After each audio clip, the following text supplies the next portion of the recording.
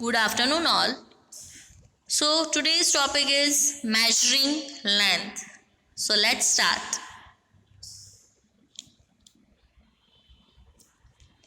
Common instruments for measuring length are the meter scale, meter rule, tape measure, the measuring tape, and 15 centimeter ruler that is present in our geometry box.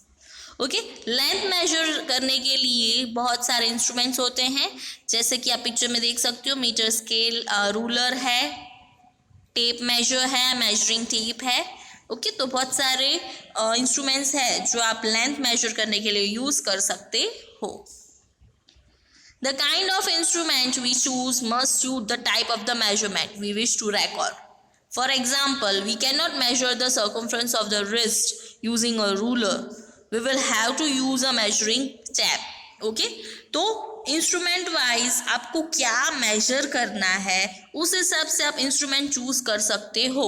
Okay तो आपको अगर circumference major करना है wrist का, तो उसके लिए आप रूलर यूज नहीं कर सकते, उसके लिए आपको मेजरिंग टेप ही चाहिए. ओके तो आपको क्या मेजर करना है उस हिसाब से आपको इंस्ट्रूमेंट चूज करना होता है.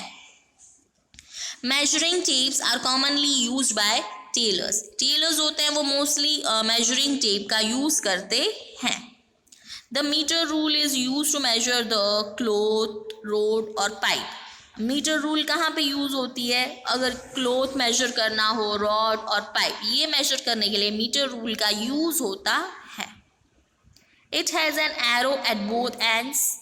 Ruler generally have centimeter and inch markings. Ruler में क्या होता है? जनरली सेंटीमीटर एंड इंच की मार्किंग होती है. 1 inch is equals to 2.54 centimetre. ये आप अच्छे से याद रख लेना, that 1 inch is equals to 2.54 centimetre.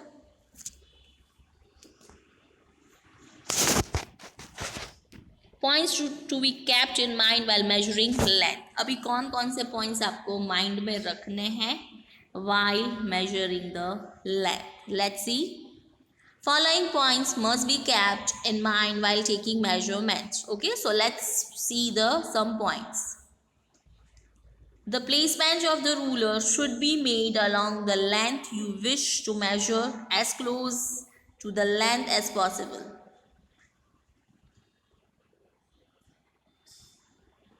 आपको जो चीज़ मेजर करनी है वो आपको रूलर है उस चीज़ से एकदम क्लोज होनी चाहिए as possible. In case you place the ruler at the angle और a distance from the object, the measurement will be incorrect. अगर आप थोड़े डिस्टेंस से मेजर करोगे तो वो जो मेजरमेंट होगी वो गलत होगी. तो जितना हो सके उतना नज़दीक से मेजरमेंट लेनी है. The length of the object is known by the reading scale division that coincides with the right end of the object. Second point, the position of the eye must be exactly above the point where the measurement is made. आपकी जो आई की जो position है वो exactly above the point जहाँ पे measurement कर रहे हो वहाँ पे होनी चाहिए. It is advisable to keep one eye shut while recording the reading. ये एडवाइजेबल है कि आप अपनी एक आई है वो बंद रखो, एक आंख से आप वो जो रीडिंग रिकॉर्ड करो. ओके तो वो आपको प्रॉपर आएगा. Third point is, in order to measure the length of an object,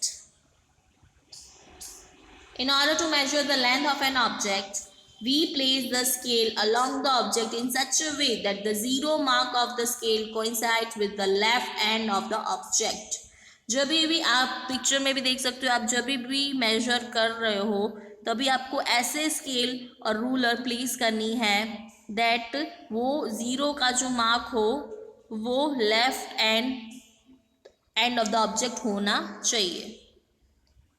4 point, ensure that the end of the scale are not worn out. In cases where you cannot see zero mark clearly,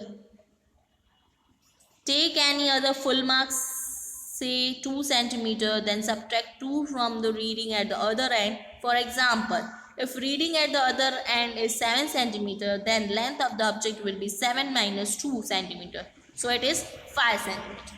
Okay, understand all of you?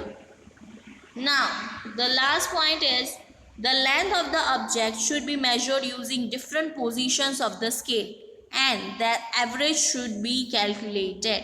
Okay, आप जब भी measurement लेते हो तभी different angle से आपको measurement लेनी है एंड लास्ट में उसकी एवरेज लेके आपको फाइनल आंसर मिलेगा.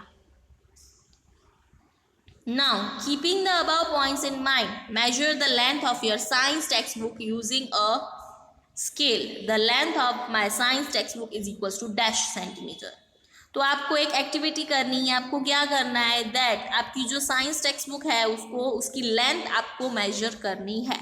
बट ये जो ऊपर हमने पॉइंट स्टडी किए उसको ध्यान में रख के आपको आपकी साइंस की टेक्स्ट बुक मेजर करनी है. Okay all of you. So today we end our session here. In next lecture we will proceed further. So thank you all.